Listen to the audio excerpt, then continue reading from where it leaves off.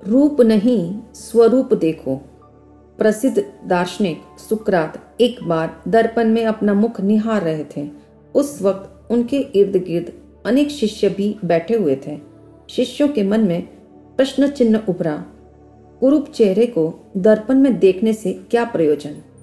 क्या आईना चेहरे को सुंदर बना देगा? सुकरात ने शिष्यों की मुख मुद्रा को भांपा और मुस्कुराते हुए बोले, चेहरा सुंदर हो या बदरूप, आकर्षक हो या भद्दा, सबको दर्पण देखना चाहिए। एक शिष्य ने साहस जुटाकर कहा, कुरूप को अपनी छवि दर्पण में नहीं देखनी चाहिए, क्योंकि अपनी बद शक्ल देख उसे अत्यंत दुख होगा। सुकरात ने रूप, कुरूप, सुरूप और स्वरूप का सुंदर बोध देते हुए कहा, कुरूप को दर्पण इसलिए देखना चाहिए ताकि वह श्रेष्ठ कार्यों से अपनी बद शक्ल को सुरूपता का मोहक लिबास पहना सके। सुंदर चेहरे वाले को दर्पण में इसलिए देखना चाहिए ताकि वह अपने भीतरी स्वरूप को बाहरी सुंदरता से मैच कर सके। ख्याल रहे, बाहर के दर्पण में रूप नजर आता है और भीतर के दर्पण में स्वरूप दिखाई देता है। मन को दर्पण बनाओ और उसमें अपना स्वरूप निहारो। शिष्यों के मस्तिष्क में बात रेखांकित हो गई। शिष्य में सिर्फ रूप को नहीं निहारना बल्कि स्वरूप का भी चिंतन करना है। स्मरण रहे, रूप स्थिर नहीं है, वह क्षण क्षण क्षीण हो रहा है। ऐसा क्षणिक रूप घमंड का आशय नहीं है, यह मात्र बाहरी टिम टाम का इंद्रजाल है। यह कैसा परिहास है कि इंसान थोड़ा सा रूप क्या पा लेता है, मानो आकाश में उड़ने लगता है। रूप के घमंड में वह कुरूप का उपहास भी कर लेता है और उनकी उपेक्षा भी करता है। तनिक चिंतन करो, किस रूप पर इतराते हो? आज जिस मनोहर छवि का अभिमान कर रहे हो, उस आकर्षक शक्ल को आगे के 25 साल बाद देखोगे तो अपने इस सुंदर मुखड़े पर जुर्रियों की फसल चमक रही होगी।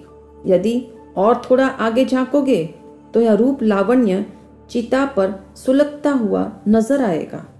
इतिहास गवाह है, जिन्होंने भी रूप का गरूर किया और स्वरूप को भुलाया, उन्होंने आखिर में पतन की राह पकड़ी। कभी सोचा जो रूप आज आपको इतना लुभा रहा है उसकी असलियत क्या है? अपने सलौने चेहरे से मक्खी के पंख जैसी पतली एक परत उतार कर देखिए। यह सुंदर मुखड़ा एक पल में अप्रिय एवं घृणित बन जाएगा। इसलिए बाहरी रूप का नहीं, भीतरी स्वरूप का चिंतन करो। आंतरिक सौंदर्य के लिए आपको भीतरी हलचल पर ध्यान देना होगा। जो स्वरूप का चिंतन करते हैं वे शाश्वत रूप संपदा हासिल करते हैं। ध्यान रहे, रूप की धूप अधिक देर नहीं टिकती। रूप नश्वर है, स्वरूप शाश्वत है। रूप बाहर है तो स्वरूप अंदर है। रूप अनेक हो सकते हैं पर स्वरूप तो एक ही होगा।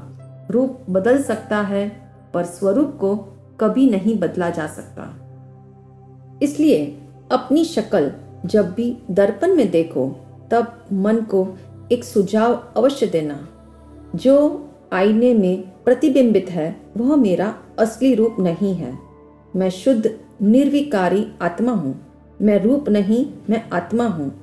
आत्मा का अस्तित्व अतीत काल में अक्षुण्ण रहा, वर्तमान में है और भविष्य में भी रहेगा।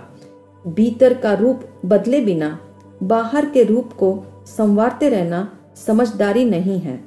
ज्ञानी कहते हैं, अपने या दूसरे के रूप को मत देखो, बल्कि उसे देखो जो रूप को देख रहा है। वह आत्मा ही आपका असली स्वरूप है। ध्यान दे, स्वरूप की ओर हमारा ख्याल इसलिए भी नहीं जाता क्योंकि बचपन से लेकर आज तक रूप, रंग, सुंदरता, कुरूपता की ऊपरी परत में ही मन उलझा रहता है। भीतरी रूप की जानकारी का मार्गदर्शन भी नहीं मिल पाता और न स्वयं का चिंतन जागता है। इसलिए ता जिंदगी रूप का मोहताज हम बने रहते हैं।